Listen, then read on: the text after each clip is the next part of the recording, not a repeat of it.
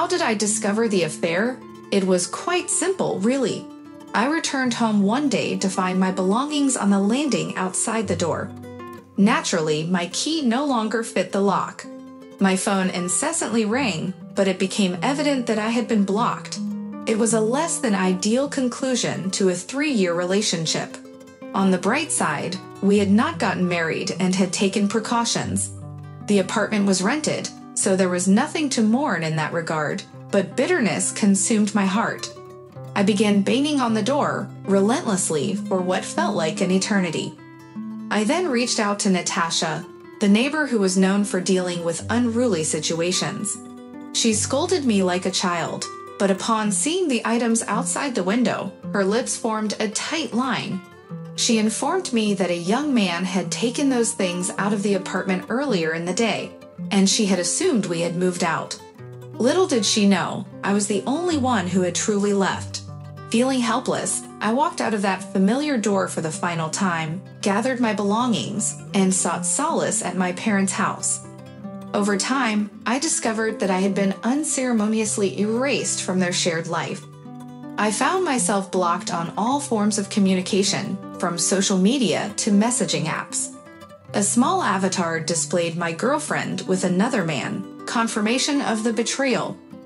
For 2 months, I tirelessly tried to unravel the events that had unfolded. During those months, anger seeped into every fiber of my being. Anger at the world, at her, at myself, and at that other man. I searched for any clue or hint that could lead me to the truth. I asked friends and acquaintances, but they merely shrugged their shoulders. One mutual acquaintance even showed me recent pictures from abroad, where my former beloved was seen happily posing with a young, handsome mulatto man. Their grins were so wide that it seemed their cheekbones might collapse. He was taller, more attractive, wealthier, and, as I discovered, even younger. That's how everything fell into place. I learned a valuable life lesson, and it forced me to take action. I left my dwindling salary at the factory, took out a loan, and started my own business. Slowly but surely, I worked towards success while keeping an eye on the person who had broken my heart. I wanted her to see how far I had come, to feel regret, and to beg for forgiveness. My friends admired my luck and the flourishing of my business, but it wasn't luck or happenstance. Hard work transformed me from a mere monkey to a capable individual. Even my mother admitted that the separation had ultimately been good for me. It has been 5 years since then. I haven't gotten married, but I've had a few unsuccessful relationships. I decided to put my personal life on hold.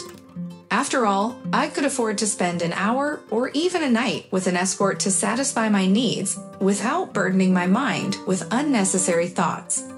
In the meantime, the person from my past got involved with a mixed-race partner and ended up getting pregnant. She was immediately abandoned and borrowed money from a mutual friend for an abortion.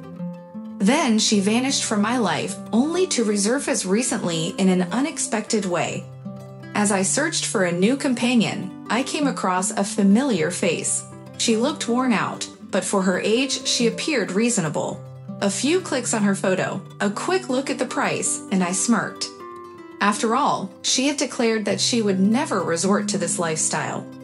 Revenge truly is a cold dish. I made a call to the agency. We arranged a date and a price. Everything went smoothly, and all that was left was to await our meeting that evening and indulge in the cheapness of a budget hotel. So I patiently waited for her, sitting on the bed in my room. There was a glass of water on the nightstand, which I would often reach for with anticipation, but never actually pick up. Laughter from intoxicated women echoed through the hallway, indicating that I wasn't the only one seeking a romantic encounter.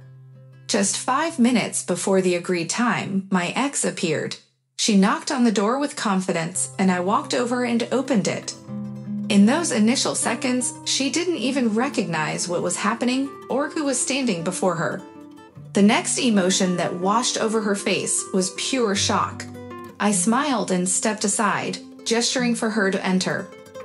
That, my dear, is how I followed a woman who was once so dear to me. I said, slowly unbuttoning the cuffs of my shirt. Now, I didn't realize you had chosen to trade our life together for a career as, let's say, a model of a different nature. She snapped back. Life hasn't been kind to me then or now. Ah. As I continued to unbutton my shirt, she recoiled and asked, "What are you doing?" In a gentle manner, I lifted her face by her chin and responded, "I paid for your time. Now undress."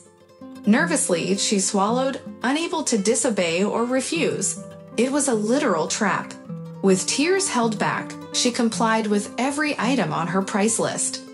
It felt like I was sinking into a swamp, a stain that would be difficult to wash off, but it was worth it. In the morning, as I was leaving, she tried to strike up a conversation.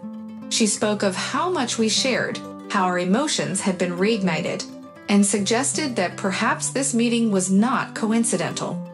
I didn't even listen, silently walked out and closed the door in her face. The chapter has ended, and I'm ready for the next stage of my life.